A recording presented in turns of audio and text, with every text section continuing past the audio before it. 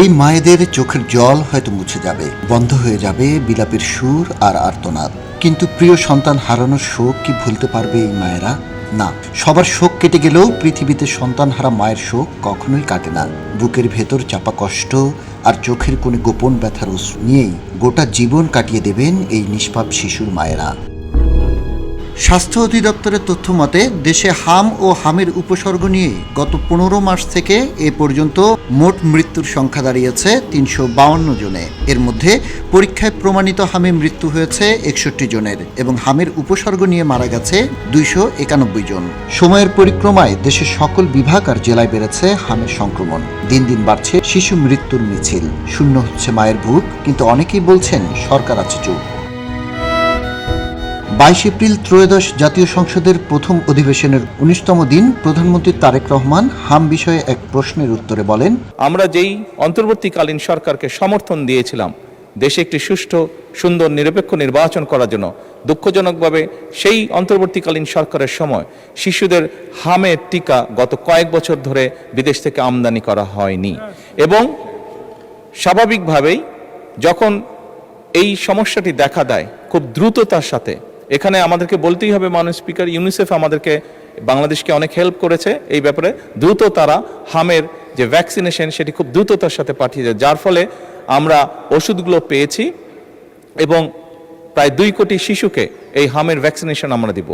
স্বাস্থ্যখাত সংশ্লিষ্ট বিভিন্ন ব্যক্তি ও প্রতিষ্ঠানের মতে সাবেক প্রধান উপদেষ্টা ডক্টর মোহাম্মদ ইউনূসের নেতৃত্বাধীন সরকারের ভুল সিদ্ধান্ত ও অব্যবস্থাপনার কারণেই এ পরিস্থিতির সৃষ্টি হয়েছে। ইউনূস সরকারের 18 মাসের সময়ে বাংলাদেশের টিকাদান কর্মসূচি কার্যত ভেঙে পড়ে। টিকা কেনার পদ্ধতি ও অর্থায়নের উৎস পরিবর্তনের উদ্যোগ নেওয়ায় পুরো প্রক্রিয়ায় দীর্ঘসূত্রতা তৈরি হয়, যা থেকে দেখা দেয় টিকার সংকট। শেষ পর্যন্ত টিকার মজুদ একেবারে তলানিতে নেমে আসে। এরই ধারাবাহিকতায় শুরু হয় হামের প্রাদুর্ভাব। এর সঙ্গে স্বাস্থ্যকর্মীদের আন্দোলন এবং কয়েক দফা কর্মবিরতি পরিস্থিতিকে আরও জটিল করে তোলে। বিশেষজ্ঞরা টিকাদান কর্মসূচির আওতা কমে যাওয়ার বিষয়ে বারবার সতর্ক করলেও অন্তর্বর্তী সরকার তাদের পুরো মেয়াদে কোনো বিশেষ ক্যাম্পেইন পরিচালনা করেনি। 2024 থেকে 2025 সালের মধ্যে হাম ও রুবেলা টিকার মজুদ ফুরিয়ে যাওয়া, নিয়মিত টিকাদানে ঘাটতি এবং 2020 সালের পর থেকে দেশব্যাপী সম্পূরক ক্যাম্পেইন না হওয়াকে এ সংকটের মূল কারণ হিসেবে চিহ্নিত করেছে বিশ্ব স্বাস্থ্য সংস্থা WHO। এ ব্যাপারে সাধারণ মানুষও ইউনূস সরকারের বিচার দাবি করে আসছেন। স্বাস্থ্য উপদেষ্টা এবং যে প্রধান উপদেষ্টা যাদের পলিসিগত ব্যর্থতার কারণে মৃত্যুগুলো ঘটেছে তাদের অবশ্যই বাংলাদেশ আইন অনুযায়ী এবং আন্তর্জাতিক আইন অনুযায়ী বিচার হওয়া উচিত।